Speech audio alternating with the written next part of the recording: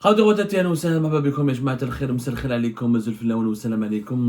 vous allez bien, j'espère que vous vous portez bien. Enfin une bonne nouvelle. Enfin une bonne nouvelle, mais qui est gâchée, mine de rien, et malgré tout, par des mauvaises réflexions du régime algérien. L'Algérie autorise enfin la création des banques digitales. Enfin, nous sommes en 2024 et nous allons avoir enfin la possibilité en Algérie de créer les banques en ligne ou les banques digitales. Ça a été confirmé par le dernier journal officiel. Le règlement numéro 2404 signé le 13 octobre par la Banque d'Algérie, par le premier responsable de la Banque d'Algérie, le gouverneur de la Banque d'Algérie, a déterminé les modalités et les conditions qui permettent de constituer, de créer une banque digitale qui pourrait avoir l'agrément pour exercer ses activités en Algérie.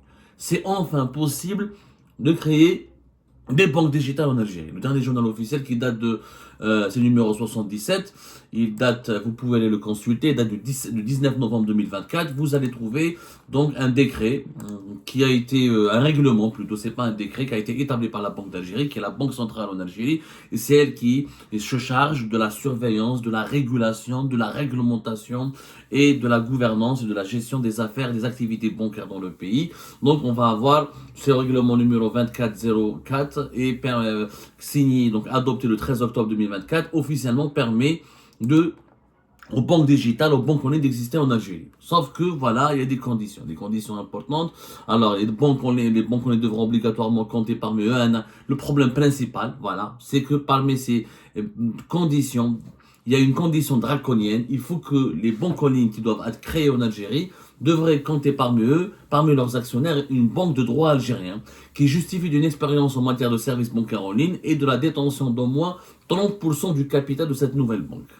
Et une nouvelle autre condition, aucun actionnaire, y compris les parties liées, ne devrait posséder une participation individuelle atteignant ce seuil de 30%. C'est-à-dire qu'il faut que le actionnaire majoritaire d'une banque en ligne qui sera créée en Algérie, il faut que ce soit une banque algérienne, ou là une banque de droit algérien, qui travaille en Algérie, ou une banque qui a une filiale d'une banque étrangère de droit algérien, ou une banque algérienne parmi les 6 banques publiques, la BNA, la BAD, la BDL, CPA, la Knep Bank, la nouvelle Knep Bank, la Banque de l'Habitat, la BEA, etc.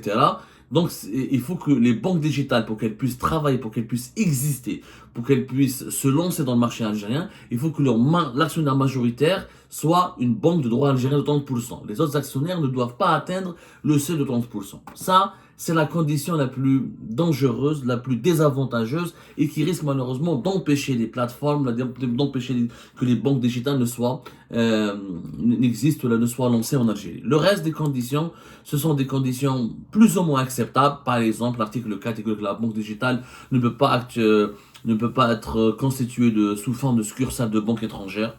Bon, ça reste, on en parlera. L'article 2, par exemple, il est entendu par la banque digitale, toute banque offrant des services et produits bancaires exclusivement via des canaux, des plateformes et des supports digitaux, s'appuyant sur des technologies, etc. C'est la définition. La banque, ça, on l'a. L'article 5 dont on a parlé, c'est l'article le plus problématique. Là même l'article 4 il est problématique. Les banques étrangères ne doivent pas avoir, les banques digitales créées en Algérie ne doivent pas être constituées sous forme de succursales de banques étrangères. Ça c'est un autre problème aussi, on en parlera. Les deux articles, là, c'est bien d'autoriser les banques digitales, enfin une bonne décision, mais quand on prend une bonne décision et on les limite, on essaye de compromettre cette bonne décision, ou là, pratiquement, on complique la réalisation et l'exécution de cette bonne décision par des mesures extrêmement restrictives, comme l'article 4 et l'article 5. L'article 5, je le répète, la banque digitale doit compter parmi ses actionnaires une banque de droit algérien, justifiant d'une expérience en matière de services bancaires en ligne. Cette banque doit détenir au moins 30% du capital, sans que la part individuelle de chacun des autres actionnaires et de ces personnes liées n'atteigne ce taux. C'est-à-dire qu'il faut que pas de banque étrangère qui crée une banque en ligne, on a une banque digitale en Algérie, et l'actionnaire majoritaire d'une banque digitale en Algérie doit être une banque de droit algérien qui a de l'expérience déjà dans les services bancaires en ligne. Je ne connais aucune banque algérienne qui a vraiment une expérience dans les services bancaires en ligne. Je ne connais pas. Nous sommes l'un des pays où les services financiers digitaux sont les plus précaires, les plus absents du marché.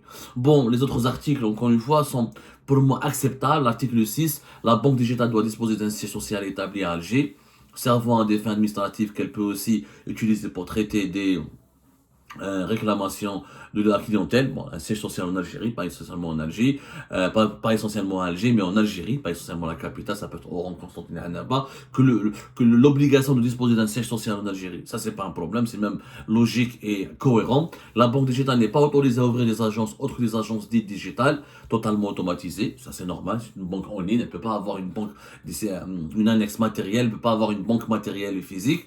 Elle peut fournir des services à ses clients via son propre réseau d'automates bancaires ou ceux des autres banques. On autorise, la banque digitale sera autorisée à avoir des distributeurs automatiques. Ça, c'est bien, c'est complètement logique.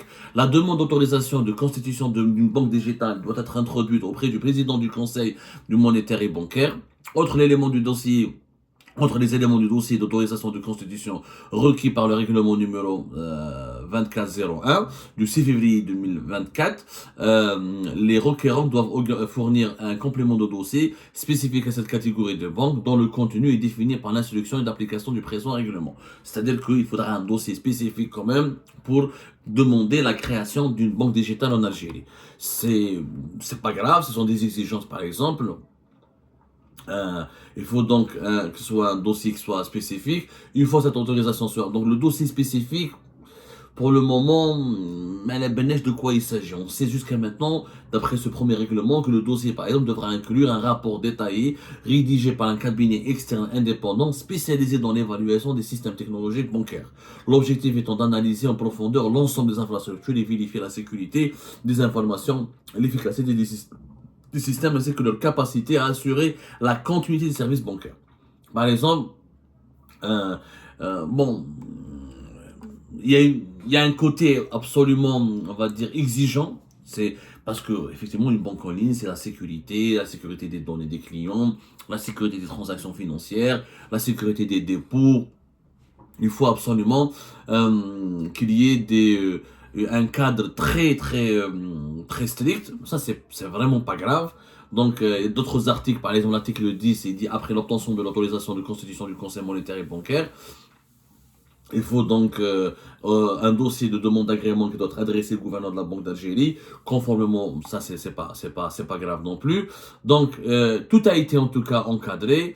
L'article 12, il dit que les banques digitales sont soumises aux mêmes règles et exigences prudentielles applicables aux banques classiques. Elles doivent en outre observer les règles suivantes. Les dépôts d'un seul client et de ses parties ne peuvent pas excéder maximum 1% du total des dépôts de la banque. C'est-à-dire qu'il n'y a pas un client qui peut venir pour déposer en argent plus de 2 ou 3% de l'ensemble de l'ensemble des fonds que possède la banque. C'est la banque, par exemple, elle a un fonds de 1 million d'euros. On ne peut pas un client venir déposer plus de 100 000 euros. Par exemple, plus de 10 000 euros, 1%. 1% des fonds propres de chaque banque, elle a des fonds propres, elle déclare auprès de la Banque centrale ses fonds propres. Bon, les banques les plus puissantes ont des fonds propres puissants, considérables plutôt, considérables et des fonds volumineux et des fonds importants. Les banques moins importantes ont des fonds propres moins importants. Quoi qu'il arrive, c'est une règle qui est applicable aux banques classiques comme aux banques digitales. On n'a pas le droit, des banques digitales n'auront pas le droit d'avoir un client qui dépose en argent, qui dépose en termes d'argent plus de 1% du total de ce que la banque possède elle-même comme dépôt. C'est tout simplement, c'est acceptable, c'est discutable, c'est acceptable. Ne pas accorder des crédits aux grandes entreprises, à l'exception des encours sur les petites et moyennes entreprises. C'est-à-dire que les banques digitales en Algérie seront autorisées uniquement à donner des crédits aux petites et moyennes entreprises. Elles ne devront pas traiter avec les grandes entreprises, c'est limité. Il faut que les banques digitales justifient de 5 années d'activité pour être une fois que les banques digitales auront 5 ans, après 5 ans d'activité, elles seront exemptées des conditions sous réserve de l'autorisation de la Banque d'Algérie d'augmenter leur capital social à au moins 50% du capital minimum de la banque digitale. C'est-à-dire, après 5 ans d'existence, la banque digitale pourra être autorisée à travailler avec les grandes entreprises et elle pourra augmenter son capital au moins de 150% du capital minimum. Donc, c'est des conditions un peu strictes, il y a certaines conditions qui sont strictes, mais c'est pas grave. Au moins, en tout cas, il y a eu la possibilité de créer une banque digitale en Algérie où nous sommes extrêmement en retard. Il faut savoir, la Jemaah, sur le continent africain, nous sommes très en retard. Il faut savoir que pratiquement 60% à 70% des activités des banques digitales en Afrique sont basées dans 4 pays, le Nigeria, l'Afrique du Sud, le Kenya et l'Égypte. Les 4 pays où ils accueillent 70% des startups qui se sont lancées qui sont devenues des banques digitales. et les banques digitales commencent à bien marcher en Afrique. Depuis 2021, par exemple, c'est une banque sud-africaine qui s'appelle Betr, qui est le numéro 1 des banques digitales en Afrique. Depuis 2021, elle a plus de 6,5 millions de clients. C'est pas n'importe quoi. Une autre banque sud-africaine qui s'appelle Time Bank, elle appartient d'ailleurs à Patrice Motsepe, le président de la CAF. Confédération africaine de football, elle a déjà 4 millions de clients depuis 2021. Puis vous, au Nigeria, vous avez Chipper Cash. Vous avez aussi Alat qui a déjà par exemple 1,5 million de clients. Kayen Tani, la banque en Zambie qui s'appelle Zazu. Il y a une autre banque qui s'appelle Kuda au Nigeria. Donc en Afrique du Sud et au Nigeria, qui les banques digitales commencent à se développer sérieusement avec un nombre de clients important, avec des opérations financières. Ça permet d'améliorer l'inclusion financière. Il faut savoir que les banques digitales en Algérie, elles ont un marché vierge extrêmement important. Pourquoi les banques digitales pourraient réussir davantage en Algérie qu'en Afrique du Sud ou là au Nigeria? D'abord pour deux paramètres importants. Il faut savoir que le taux de pénétration par exemple, du téléphone mobile au Nigeria est de 47%. En Afrique du Sud, il est de 61%. Allez, c'était en 2022, les chiffres de 2022. Ben là qu'ils ont évolué, mais ça reste entre 50 et 60%. Le taux de pénétration d'Internet, il est d'uniquement 50% au Nigeria, alors qu'en Afrique du Sud, il est de presque 70%. En Algérie, le taux de pénétration d'Internet, il est déjà de 70% depuis 2023. Le taux de pénétration d'Internet en Algérie, il est plus important que le taux de pénétration au Nigeria, par exemple, qui compte plusieurs banques en ligne. Qui m'a Kuda, qui m'a comment s'appelle, Chipper Cash, qui m'a Alat, etc. Donc nous avons un taux de pénétration d'internet plus important qu'au Nigeria. En plus, nous avons un taux de pénétration de mobile plus important qu'au Nigeria en Afrique du Sud. En Algérie, le taux de pénétration de mobile est de plus de 100%. C'est-à-dire, chaque Algérien, il a au moins 2 ou 3 puces. On parle de plus de 50 millions d'abonnés. Abonnés entre guillemets, parce qu'en Algérie, il n'y a pas d'abonnés. On utilise le téléphone portable en prépayé, mais rarement en post-payé. C'est-à-dire qu'on prend une puce et on la recharge avec du flexi ou quand on peut, ou quand on veut pour appeler. Mais pratiquement chaque Algérien, il a accès à un téléphone mobile et à un réseau de connexion Internet, la 3G ou la 4G. Donc nous avons une possibilité, grâce à ces deux paramètres, un taux de pénétration d'Internet plus important et un taux de pénétration du mobile plus important qu'en Afrique du Sud qu'au Nigeria, de développer davantage les banques digitales. En plus, nous avons un marché bancaire sous-développé en Algérie. Il faut savoir que déjà, nous avons à peine 1700 et quelques agences bancaires classiques. Nous avons moins de 1800 agences bancaires. Nous sommes l'un des pays africains où le taux d'inclusion et le taux de bancarisation est le plus faible. On estime que le taux de bancarisation en Algérie est de moins de 44%. 44% aux dernières nouvelles de 2023, etc. 44%. C'est-à-dire que le taux de bancarisation, c'est le nombre total des agences bancaires par rapport au nombre de la population. Et nous avons vraiment un taux très très faible. Yani, on manque de banques en Algérie. Voilà, il est à 44% en Algérie depuis 2023, il n'a pas bougé. Donc, il y a un marché vierge pour les banques digitales pour qu'elles puissent se développer. Grâce au taux de pénétration d'Internet, grâce au taux de pénétration du mobile. Le problème, c'est que dans cette réglementation, il y a un problème. Le fait d'imposer un actionnaire majoritaire qui est une banque algérienne, et là, ça devient un problème kbir. Parce que, Yajma, déjà, tu déçu. Je le dis, à chaque fois qu'on essaye d'imposer aux investisseurs étrangers, un opérateur local algérien, les investissements étrangers, mais il faut savoir que les banques en ligne, c'est beaucoup d'argent d'investissement. Attention, nous avons pour le moment 20 banques.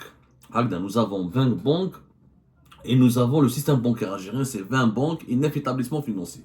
Le marché bancaire algérien, on va dire entre 70 et 80%, il est dominé par les 6 banques étatiques.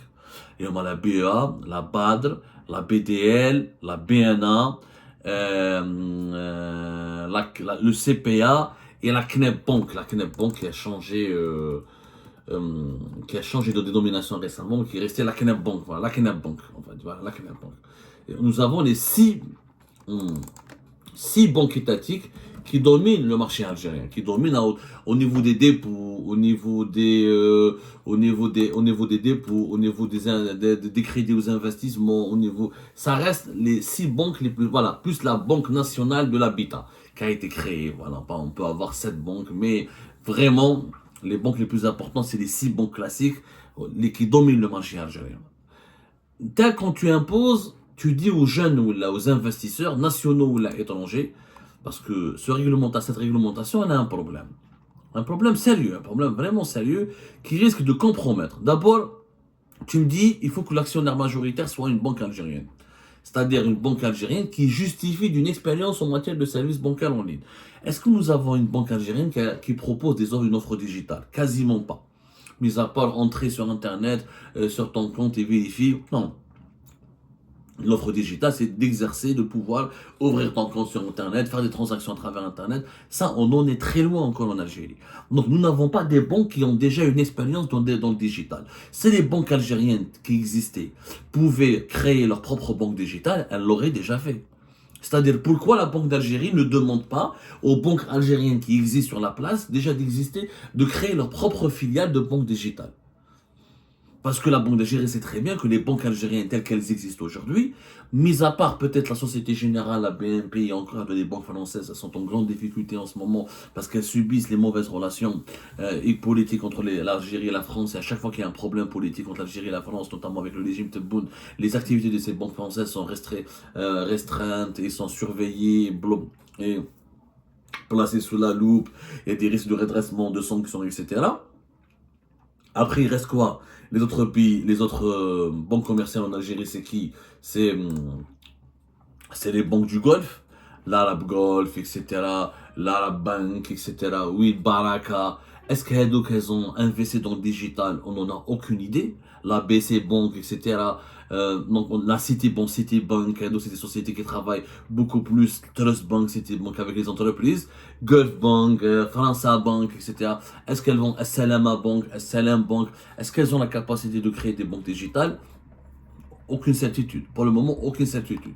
Mais bon sang, pourquoi dans cette réglementation, on impose aux investisseurs de s'associer avec une banque algérienne?